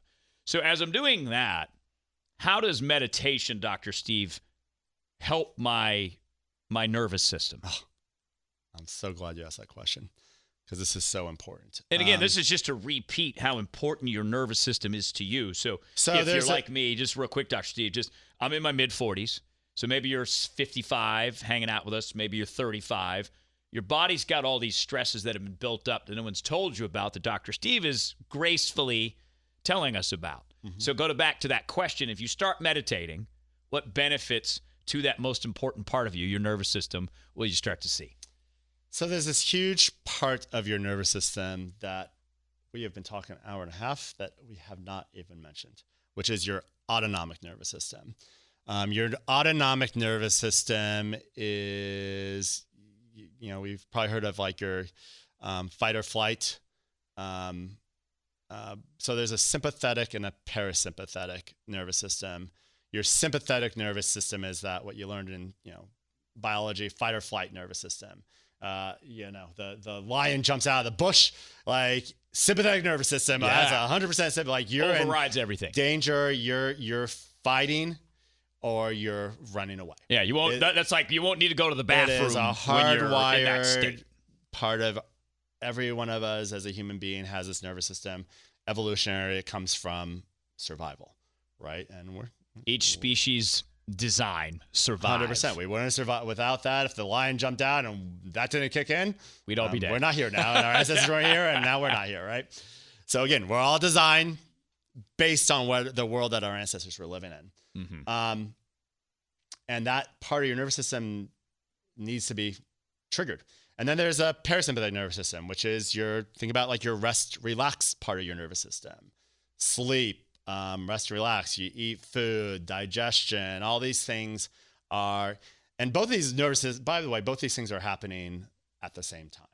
So you're never all in one or the other. Like they're not like switching to one to the other. It's like they're both happening. There's times where one's very favored, the one's not so favored based on things. There's learning in school, there's actually one of the most interesting things is when people like are having sex and whatever, like both those systems are actually both firing in a big way to function normally. So there's and a lot of like we tend to think one or the other, but it ties into survival in a different way, right? Something that I think in one of life is the best thing. Like they actually should both be firing in a healthy way, right?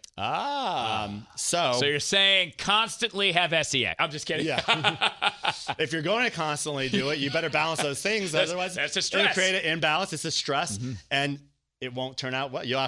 It'll make you sick or imbalanced in some way. See, it's moderation, man. It always comes back to moderation. Yeah, absolutely. Every healthy thing, if you drink too much water, you drown. I always say so. Everything's moderation, right?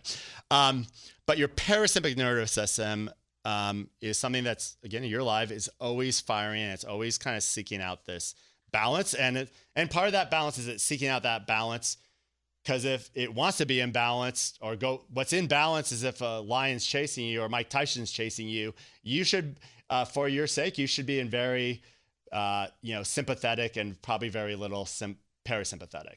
Parasympathetic, a lot of your healing processes are happening. Your immune system's firing at its best, right? Because when Mike Tyson's chasing you, you don't want to be. It takes a lot of energy to fight a virus that your immune system goes way down when this is fired. Well, I mean, here's the thing: with the reality is we have these systems firing at all times and are based on what our world around us. Both systems are looking to be fed. We live in let's just put it this way, and this probably isn't going to sound like a shock to anybody, but we live in a very stressful world. Not stressful like the lions jumping out all the time or whatever, but our nervous system it's old hardware that we're operating off of. Think about it that way. And our old hardware is our ancestors' hardware from 100,000 years ago. So we're operating in this world, news cycles and COVID and technology, all these things, phones, and technology, laptops, constant and our stimulation, kids, and we gotta get to here on time, and I gotta make it to the gym, and all these things, and I didn't eat the right healthy food. Now I'm stressed about So we're bombarded and what grabs our nervous system's attention, scary things, and so we're like attracted to negative news, and we watch negative news, and doesn't mean that news is not important, and it's important that we're aware of it, but understand what it's doing to your nervous system is it's feeding that sympathetic, fight or flight nervous system all the time. And then our parasympathetic nervous system we're just in imbalance. And then we're in a normal situation of I'm having a conversation with Rob and I'm like, I should be nice and balanced. This is a great thing right now. And I'm just like, I'm too much in sympathetic because right before I walked in to see Rob, I was listening. I wanted to see what the headlines were today and what's going on. And this is like, so I'm aware of these things. So this is not what I did. I'm coming in here. I'm like, I want to have this great experience with Rob. I'm like, put the right music on, get my physiology right, balance the thing. If I feel like I'm too uppity, I need to be self-aware. So maybe I need a little more like chill, relaxed music. Sure. Right? A little Rufus or something like that. Maybe I'm feeling a little too relaxed and I'm like hey, okay, guys. I'm going to listen to a little like Rage Against the Machine or something like get myself like pumped a lit't bit, right? That's a great way to think about it. But it's self-awareness, right? Mm-hmm. And I'm going to tell you what I'm giving you is like very practical things I do, but meditation allows me to understand how to just really tune into myself. Because there's the practice of meditation, but the practice of meditation is like the practice of exercise, like allows you, then you start to realize that you can use the insights and the really just centering of like, what's going on with me, what's going on with my physiology, which means what's going on with my emotions. You just become more and more self-aware and you get all that in meditation. I mean, love it. I could talk about meditation, the benefits for 2 hours, but that is then aware of your nervous system. You're aware of your autonomic nervous system, which then I'm aware of how to balance my autonomic nervous system, because most of the stress that people are actually really concerned about because there's so much emotional stress is because their sympathetic nervous system's getting bombarded, and there's such an imbalance. That's why, that sympathetic, that emotional stress, because this has been going on, in just modern human history, like our sympathetic nervous system is getting bombarded with, because this is not the world that our body's designed. But and I'm not telling anybody I'm not planning to go back and live like our Sure. ancestors, No, I'm which good, we're thanks. designed for, Yeah. right? But this is It's how do you take what we have and adapt it to this world? There's a reason you feel like this is a stressful world. And even though this world is safer than it's ever been, and there's more opportunity and there's more chance for like enjoyment, fulfillment, and all the great things we want, like if you're not balancing your nervous system, you can't enjoy the world. So meditation will help. Does motion help balance as well? Because, and I want to ask this, I'll ask that separate. So let's go back to motion. It's a good idea to just start walking. Is it a mile? Is it 3 miles? What's a good level of motion? Yeah, I mean, start with what you can do and start adding more. There, everybody's biology is unique. It's a great question. It really depends on what your goal is and what you're trying to achieve. If you're asking me like, hey, what's the bare minimum that like somebody needs?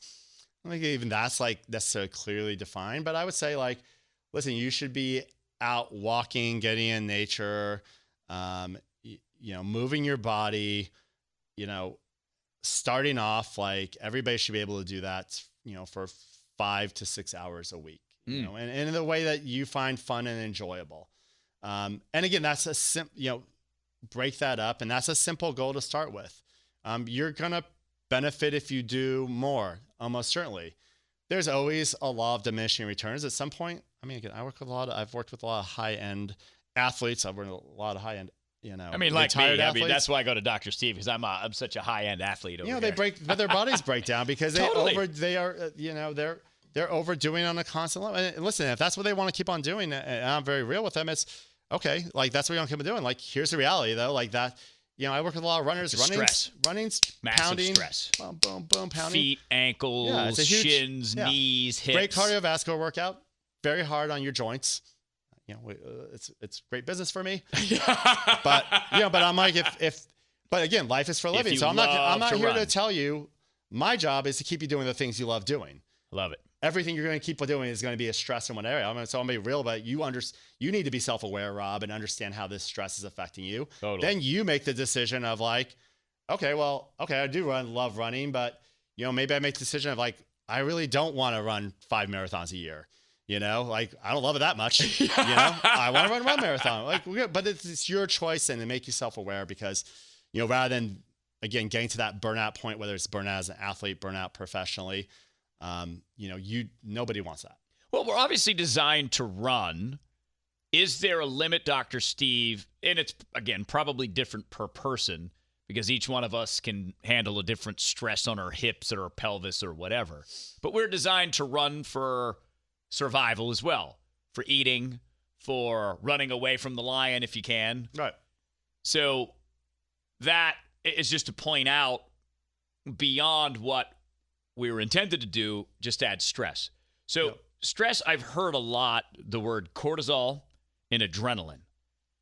Are those the instances in so a stress comes in, my nervous system says, okay, that's a stress, good or bad. We need some cortisol to balance it. We need some adrenaline to balance it. But too much cortisol, too much adrenaline, is that, to go back to my back, is that potentially one of the things my nervous system is trying to figure out how to do is process the excessive amounts of cortisol and adrenaline? 100%. So your nervous system is taking all those inputs and feedback. It's taking it all in at once. And so it's your nervous system that then has to take all that, make sense of it, and communicate what you should be right. So that stress comes in. There's a there's a biochemical reaction to that. Yep. Which turns physical in your body. Now we're in the realm of your body's adapting it. Your nervous system's picking up on all this. Your nervous system now is, we're going to change some of this chemistry, or we're going to adapt to it. Maybe it can, maybe it can't. It's always trying to put you in this state. Go back to that word of, it's about balance. It's a homeostatic state that it's always attempting to do. So all those things are happening at once, and that's just a result of like what you're then experiencing. And then it's how are you aware of that? And then what tools, in my case, what tools can you then call on because you're aware and you have certain tools and certain tools. I mean, our ancestors did breathing extra, like they taught this, to their generations because this is how they survive. So a lot of the tools we're teaching people how to, balance these things in real time, the mindfulness, the breathing techniques or whatever. They're kind of lost things that like our ancestors did all the time. Which is so fascinating, right? Because it is understanding what the body is capable of, how the body works. Because I would think if we were going to redo the American education system, we should add in how your body works, how your body adapts to stress, how to move properly. In addition to like financial education, mindfulness, like how does your mind work? Because not a lot of us, almost none of us, with the exception of you, Dr. Steve, because you became a chiropractor, a doctor, you learn these things. So how do we become, you have on the notes here, how do we become wired to be able to adapt to the stress? So again, to use me as an example, I want to continue building my businesses. I want to continue doing my radio show. I want to continue getting after it. I want to continue going to the gym, but I'm not in the current state that I'm in at almost 45, wired for all of that yet. Right. So what do we do? Right. Well, I mean, we have motion that you mentioned. Standing up at work would be another thing. We have the conversation we're having right now. So part of what I've done now professionally too is I've started an online platform. It's a community where we're teaching. This is, I have this podcast. I might just say, listen to this, as I'm doing this, when people have that question and are looking for that, because that's really, again, what I've moved towards professionally now is they have to have that awareness, first of all, and this is these conversations. Then you can start hacking these different, things. So, like what tools to implement to keep these things in balance. Go back to that balance work because it's all about, and the more, if you can keep your nervous system, and a huge aspect, when it comes to achieving things is really about, because that's an emotional, that's a mind stress. Let's just call it that. Ooh, okay. You have to balance your autonomic nervous system. If that system becomes imbalanced and you're taking on too much than you can handle emotionally or cognitively, it's your autonomic nervous system. Which is what? It defined, because we have parasympathetic, sympathetic. Yep. Now we have autonomic nervous system is the sympathetic, parasympathetic nervous system. Got it. Okay, because it's automatic, really. So they take autonomic and they break it up, and here's the two sides of that. Okay, perfect. Okay, but like I said, it's all your autonomic nervous system. It's just, to understand it, there's kind of that, the extreme on one side, which is just, it's all your autonomic. The extreme on one side is a danger nervous system. The other one's like a rest, relax nervous system. Got it. Just based on what environment you're in. Meditation versus running. Yes, exactly. So some people run, and physiologically, actually, it's actually putting their, because it's actually it's balancing them, because they've gotten to the point that they can actually physiologically do that. I'll give you personal. I do a lot of cryotherapy, which is that's that cold stuff, right? You cold get that, stuff, like, yes. It's like cold 3 plunges, degrees. and yes, walk into a little box that's like, blowing out air that's negative like 200 degrees. And I meditate when I'm in there. Really? I hold my breath for 2 minutes when I'm there. Now, when I was first doing that autonomically, I went into a fight or flight state, like anybody would when you're doing that the first time. But it's even like now part of my practice of awareness and like being able to like dominate like huge emotional stresses that can come in is because I train my body to do that. Oh, so that's why cold therapy, a plunge, a chiro, that's why it works, because you're essentially working out your immune system, your central nervous system. I'm putting a huge physiological stress, and I'm stacking a huge physical stress on my body, which has tons of benefits because it doesn't kill me and it makes me stronger. With also, I'm stacking it with like mindfulness practices and whatever. Like this is stuff I will coach people, because that then those are two synergistic things on their own are greatly benefit. You start adding these things together, like now you can go on, if you can do both of those things at the same time, now I've really balanced your nervous system, supercharged your nervous system to like be able to do 10 times more than you thought you could do cognitively or emotionally. But there's still a limit to everybody and everything. Sure. So if you haven't like been able to get your autonomic to that level, you can work as hard as you want, that whole like just work it, whatever. At some point, again, you'll burn out, you'll break down. Yeah. So we have and I've had that happen to me. When?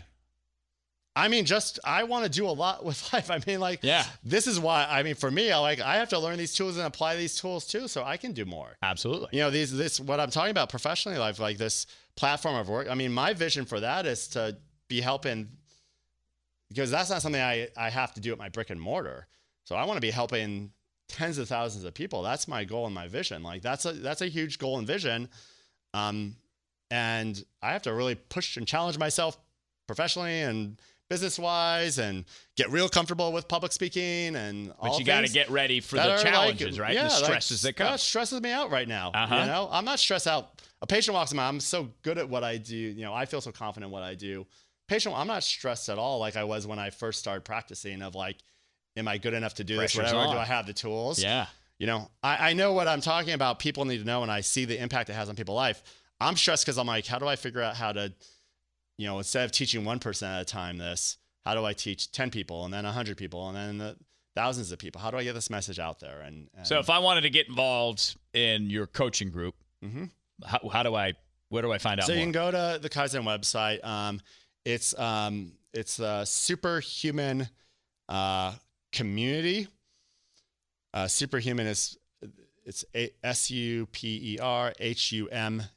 So it's missing an A. So that's our little branding of Superhuman. Okay. And we'll put the link to that in the podcast description. So if you're, driving around, remember when you get home, you can check that. Just click that button. Yeah, it's awesome. I'm so excited about it. And you can be one of our first members and say you were one of the first members. I know that's fantastic. I just told you, we're gonna change the world one person at a time. That's where change starts, right? Individually. Yeah, exactly. Because I always say we cover politics, and I'm like, politics isn't going to change unless we change, and that means you, me, everybody has to do a little bit of change. But this is about adapting to stress that maybe you get from politics. But even with that, I love that too, because there's a culture of us individually, there's an education of us individually, and then there's a culture of us together. And actually, a huge part of this platform is community. And I think maybe we're going to have I think in one of the podcasts we're doing, I'll actually go quite in depth about community as an important aspect of your health and well-being. But part of the results of being part of this community is because community is an important aspect, and having people who, as a community, help and support you. Like, we're tribal creatures, right? So again, that's neither good or bad. There's tribal politics, and like, I think we see that there's some clear bad about that. And then there's tribal community of us coming together, and we need tribal, just like we need. And so it can be good and bad. It can hurt us, harm us, It's a reality of who we are. No doubt. And our ancestors were. So, central nervous system. We'll get into that when it comes to community in an upcoming episode with Dr. Steve here on Equal Matters. But you adjust people as a chiropractor. Yes. So you go in, you get your back scan like I got, you go lay on the table, and then you get to work. So how does an adjustment help my central nervous system handle stress? Yeah. So we mentioned the back scan for me, which you interpret as, okay, the signals are not clear as day from your brain to your body and those hidden things that your nervous system does that you don't know about. Your movement, your misalignments, they continue to exacerbate years and years and years. So now I'm on the table. What are you doing? How does it help me? Yeah. So, I mean, the answer is so simple. It's like almost comical. Yeah. Maybe that's just me too, because I want to make Here's it the secrets to chiropractic make care. It real complicated. Yeah. But I mean, simply when we adjust, take the spine, when we adjust the spine, I mean, we're simply putting motion back into the joint, which simply takes the pressure off that nerve. You took your foot off the hose of water, and you just restore the flow of communication. I mean, it really is as simple as that. Now, I could get into a 3-hour discussion of like actually like the geeky science stuff of what's happening, so that's a kind of like gross oversimplification. So somebody might, somebody super science, especially if they're like trying to badmouth chiropractors being like, that's not what's going on. Like that's like, it's an analogy that's like, but essentially I could show you the signs of why that analogy is essentially what's going on. There's a lot more like geeky science on that side too. So, I mean, faux. But my profession gets knocked so much, and you got to defend like it. Yes, exactly. I'm a believer. Like I didn't know anything about chiropractic, and we happened to meet at an event. Yeah. And what you offered, I was like, I'm definitely going to go do that because I want to be an optimized, healthy human. Yeah. So that I can get after it. You care about health and well-being, so when you talk to me, you're like, we resonated, right? We had a communication. Yep. Like your autonomic nervous system liked the balance. Okay, this is like what's going on, which is important to have an autonomic nervous system that's functioning. So we liked each other, and like we resonated because we had community and commonality about what I was talking about. It made sense to you. It did. And now here we are, and you want, like 4 or 5 years later, exactly, doing this. And you've come back to me because like it made sense to you and it's worked for you because you took in what I had to teach you. Then there's and then there was a physical side of what I did with you too, which is, I adjusted you, I got pressure, because what had happened and we measured it, we could see that, this is what I do will help you. Sometimes people come in with pain. I'm like, what you have going on based on our tests and measurements, even though it's back pain, you need to go see this person. Right. This is beyond what I can help you with right now. Now, when this person gets you back to a certain state, then come see me, because then I can kind of then maintain all this too. That happens too. Sometimes I have to, I've saved a lot of people from surgeries that they were told they need. I've had many people I've said, listen, you're just at the point, like it's, the damage has been done and it's time for you to talk to that orthopedic or whatever. Like I'm always going to be real with my clients, and I'm happy for like the great successes I have, and it's a great success for me to also help people who are past the point where I can help them and get them to the right people, and that's really important. So is it then what you do, Dr. Steve, is it like an artery? So we know that when our heart works, it pumps blood, and if there's inflammation, the flow of blood gets kind of interrupted, doesn't flow as smoothly. It's got to work around the inflammation. When you're working on my back, when you're adjusting my back and you're putting that motion back in it, is it freeing the physical leftover stress that's stuck in my back, for lack of a better way to say it? No. And I would say, the analogy again of it like flowing like a river. Yeah. These are biochemical, electrical signals. So it's not quite that. So it doesn't, again, it's an analogy, but if you really like look at the biochemically what's going on, it's way more like off. It's not like blood flow in that sense like that. But very clearly that nerve flow gets interrupted and the body becomes confused and can't adapt to the stress the way it wants to. So when we adjust, we help reconnect that communication. The challenge and the reason more often than not that it takes time to actually get lasting results with a chiropractor is because the muscles and ligaments are what hold the bones in place and control the motion. So they're always a component of what's going on, and they've usually learned a bad habit. As we all know, muscle has memory. So we adjust you. Yeah, we help restore that flow of communication. That one adjustment might get you out of pain and below that threshold that you feel better, but the muscle is still balanced. It's going to want to pull everything right back. Yeah. And that's why the pain may come back very quickly or may come back a year later because we took you down, but sooner or later you hit that threshold again. The pain might not go away at all because we haven't really actually got you below a threshold, even though that's the cause that you start feeling better, because we can't move everything all the way back, again. Because that would hurt. Yeah, because you wouldn't like me very much. Like it took you 20 years to get this way. It's not going to take us 2 seconds to get you back. And I think that's an important point because it is so counter to how we're designed, how we've evolved. Yeah. The way we live now. It's not to be discouraged by that. It's just adapting to the modern world and certain things you need to do to live in the modern world, especially if you're like Dr. Steve, you're like me, and you're trying to either create something amazing or get after it, live life to the fullest. Yeah. You have to do certain things so that you don't break down, essentially. And the foundation to all this and my message is awareness. And that awareness is education. It's educating yourself about this, me educating you about this, or whoever's educating the public about this. And with that awareness, you then have clarity. And then with clarity, you can make the right choice, not just like, oh, I know this is the right choice, but you actually understand why you would make that right choice. And that is ultimately for people to get true lasting results with anything, health or wellness, or even professionally or relationship wise, is you always have to like maintain that foundation.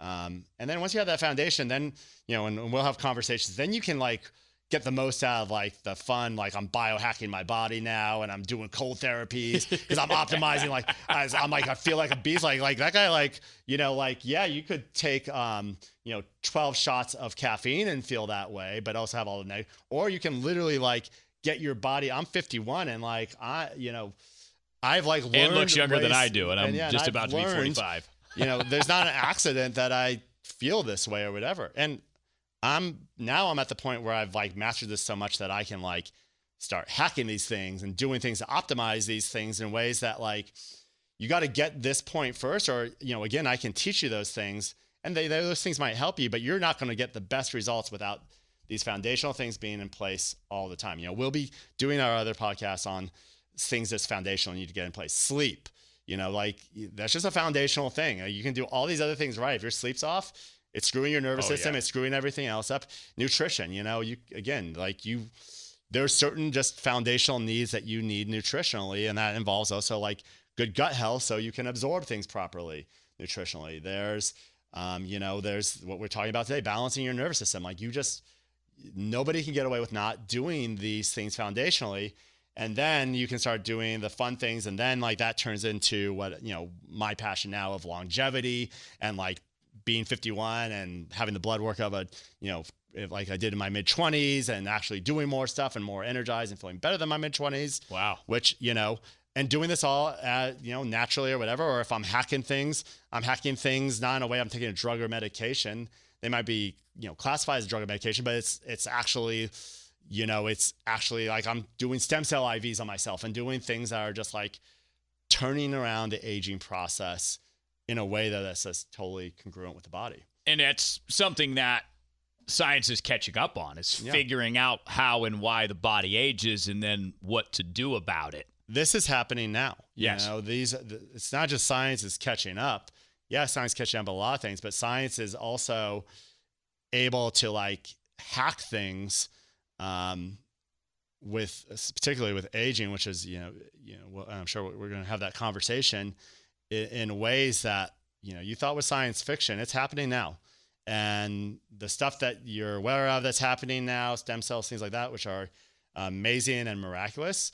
I mean, just wait till you see what's happening 3 years from now, 5 years from now, 20 years from now. And some of it's, scary things, and there's ethical conversations to have around these things. And those are important conversations to have with this too. And again, if you're going to start looking at doing some of the things that I do to my body, you need to be thinking about all these things. Yeah. Well, and again, it's about the why. So depending on what you want in life, there's going to be stresses. If you want to be like Dr. Steve and contribute and create a community, you're going to need to train your body in a certain way. You're going to need to train your nervous system, which is something I don't think we've ever really talked about in a public setting, right? Is that you can go to the gym, but what underneath that is a training of the nervous system, especially if you do it the right way, like you mentioned with the cold therapy. So first step to start understanding I need to train my nervous system, and what should I do? Would it be motion? Would be a good first way to do it? Does walking help train your immune system or your central nervous system? Yeah, I mean, so everything you do affects your nervous system. I mean, because your nervous system is just your perception of everything you're doing with that too. So I would say the lowest. So the foundational things, movement, so walking, mindful practices, breathing exercises, being in nature is a mindful practice. Whatever like calms your body is in part a mindful practice. That's different things for different people.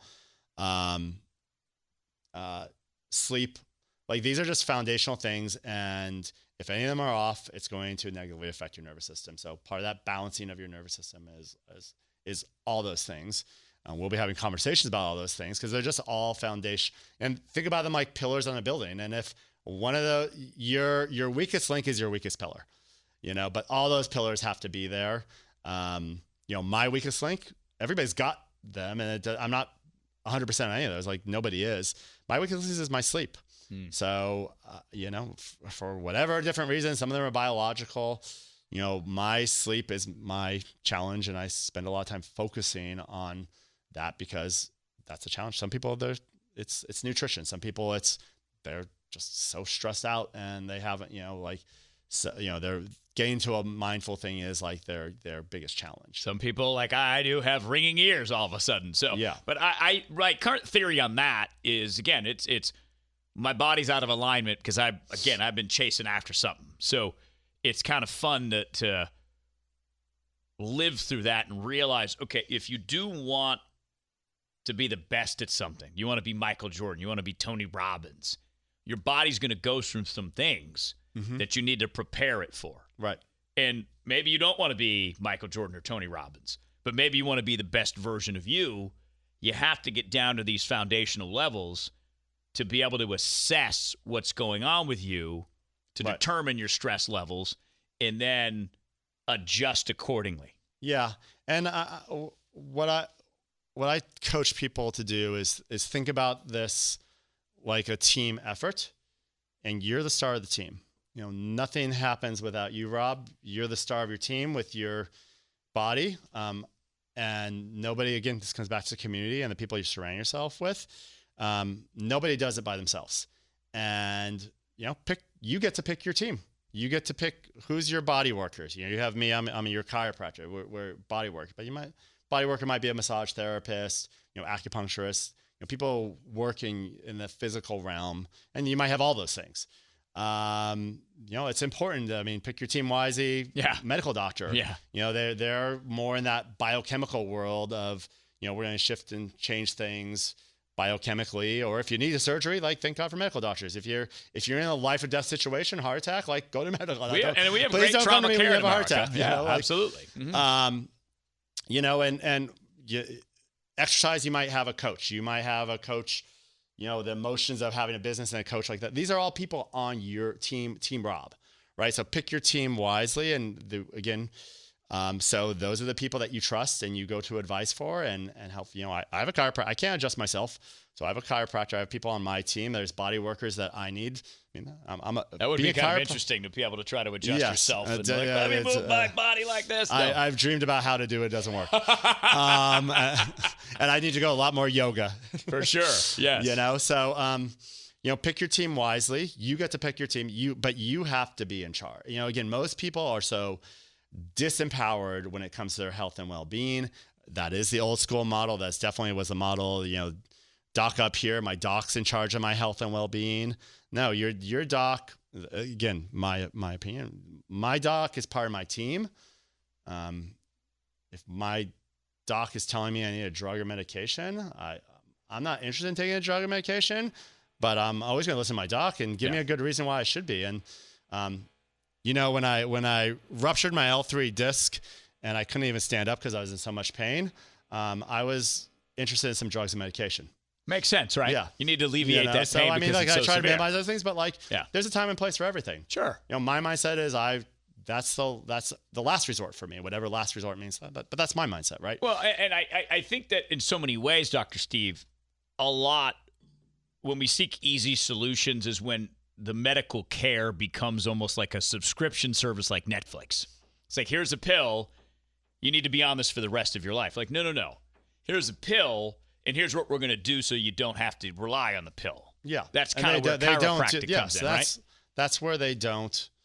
That's where they incredibly drop the ball. There's been different studies on this one. It's a hard thing. But, very clearly, most things that people are prescribed and medicated for whatever they have going, high blood pressure, like the things that are like lead pain, all these things, there is let's just say 70, 80, there's different research will tell you different things, but a high percentage, like almost certainly like in the 80 percentile, that if those people just had the right lifestyle choices and a foundation, that doesn't mean just to go tomorrow and do the right lifestyle choices. They don't need to be on the drug or medication. Right. They've gotten to that point where they're at. But if they had foundationally just had the right lifestyle choices, they would have never needed that drug and medication. And if they still have the opportunity to change and implement the right lifestyle choices, that then they won't need that. And you can always get back to the foundational things. Always. So even if you're at a point where, you're level 3, you're 80, you can still get back to the foundation to see at least some relief. Listen, there's people who are injured in ways that they can't move their body. There are people who are paralyzed. So it's not that, based on your circumstance, there's people who have brain damage, Absolutely. there are real things that happen that are things that might impede your ability to, but whoever you are, let's make you the optimal version of you at this moment, at this time. There's different goals for you right now, Rob, than you did with, if we were talking about these things and how we going to optimize you the best when you were 25. Yeah. When you're 60 years old, when you are my age, this is a moving thing. Things are our realities. It's not that aging doesn't occur for me. It is occurring for me, but there's processes that we associate with aging that we're able to reverse now. We're able to because they don't have to happen.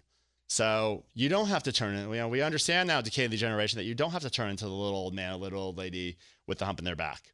Okay, that's completely preventable. There's Dave Asprey. I'm sure you've heard of him. So he's Dave well. Yeah, planning on Dave. living to be like 180 or something like that. That's good start, Dave. That's what I say. Yeah, that's possible, though. I mean, there are people that are born now, like born in 2023, that probably will live to be 150. Yeah. If the it's called the immortal.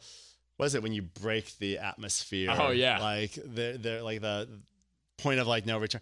So there's right now in terms of what we're scientifically able to do to add to people's years to people's life, and not just years to people's life, but productive life to people's life. Yes. Okay. That's what people really want. I mean, I have a lot of people why would I want to live to be 80 and 90 and 100? Because they're assuming I'm saying 80 and 90 and 100 and miserable. Can barely and walk. Whatever and whatever. Pain. I don't want to be 90 and miserable. I want to be 90 and feel like I feel now. Amen. Maybe I'm going to feel better because it's escape velocity is the word. So what's happening is these technologies are making it possible to live longer and healthier. And as you add more years to your life, the science is then discovering things that are adding more years to your life. And there's an escape of velocity. This is the hypothesis with this. And there's a graph that's showing we're moving in this direction where we have learned enough about extending life enough that essentially you could biologically live forever. Okay, doesn't mean you're going to live forever, sure. But because an asteroid could hit the planet, and we figured we had to our biology. So we still have real threats always of the immortality is kind of it's an oxymoron because I could be 1,000,000 years old and you still haven't lived to be forever, Dr. Steve. Right. At some point, the sun's going to give out all of its energy too. So there is that challenge. So, but what a lot of people aren't aware of is the science and the top scientists in the world,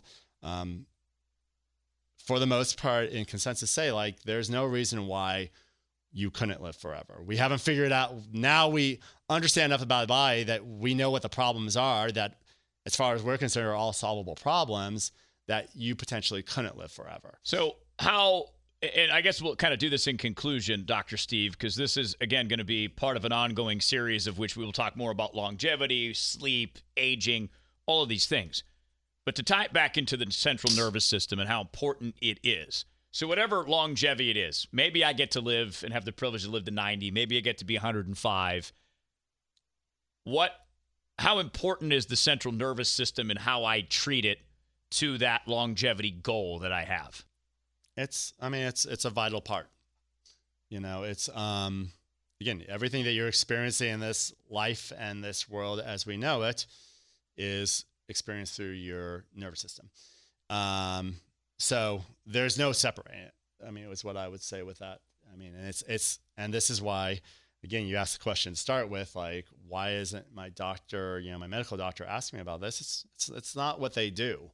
they're not thinking about this. Like, yes, there might be medical things and interventions that support it, but not from the mindset of that sick care system. And that's why your doctor's looking for what's your problem at this moment, Rob, that we're going to. Now, there's functional medical doctors. This is changing now. Like, there are doctors.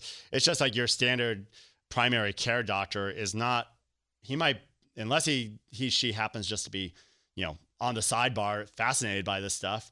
Like, this stuff's all woo-woo to them or whatever. They're not looking at this science. Like, I talk to medical doctors all the time and who, like, they're not even aware of this is what's going on. They're in their little bubble. Sure. Of but like, they have a role, right? And it's important to understand it's not a positive and negative. It's just I'm not knocking them. It's exactly just like, right.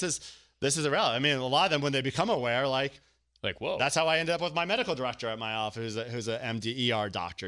Like, he came to one of my talks on biohacking and body hacking, and because he started becoming interested in doing this for himself, and he's a medical, but he doesn't practice any of this in ER or whatever. But now he's like, he's part of this coaching platform that we're doing or whatever. He knows that side of the world or whatever. He knows even more so living in that world of like the limitations of the medical community in this world. Yeah. And most people in this world of health and wellness, like, if you're healthy and well, you don't need drugs and medication and all these things like that too. When your body's in balance, which is our goal. Again, not saying that drugs and medication, when you get to a certain point, can be beneficial and help or whatever. But like, the healthiest, if you can imagine being as healthy as you can possibly be, are you taking a drug or medication? No, you're like healthy. You don't need it because you're as healthy as you can possibly be. Once again, you can find out more about Dr. Steve Hruby at KaizenProgressiveHealth.com. Speaking of Dr. Steve, we have more planned with him. Conversations about sleep and how vitally important it is to your overall health. And then your second brain, your gut health, how your gut impacts everything in your body. Those will be coming up in the near future here on Equal Matters. To get those episodes easily, hit the subscribe button, rate and review us. The more you rate, the more you review, the more we grow, the more we get this knowledge out there. Speaking of which, if you could share this with some friends that might enjoy these conversations, that would be utterly amazing. Sincerely, I appreciate you being here with us. Next week, Congressman David Schweikert will be back. Part of our series about America's biggest political challenges. Is American politics broken beyond repair? The congressman will give us some insight and an inside look at how politics really works in Washington, D.C., and what we can do about that. So join us. Once again, my name is Rob Hunter, host of Equal Matters, and the creator of Master Your Message, both a communication and performance program, self-paced online, and the coaching that comes along with that. We'll see you back here on Equal Matters real soon. Until then, good night.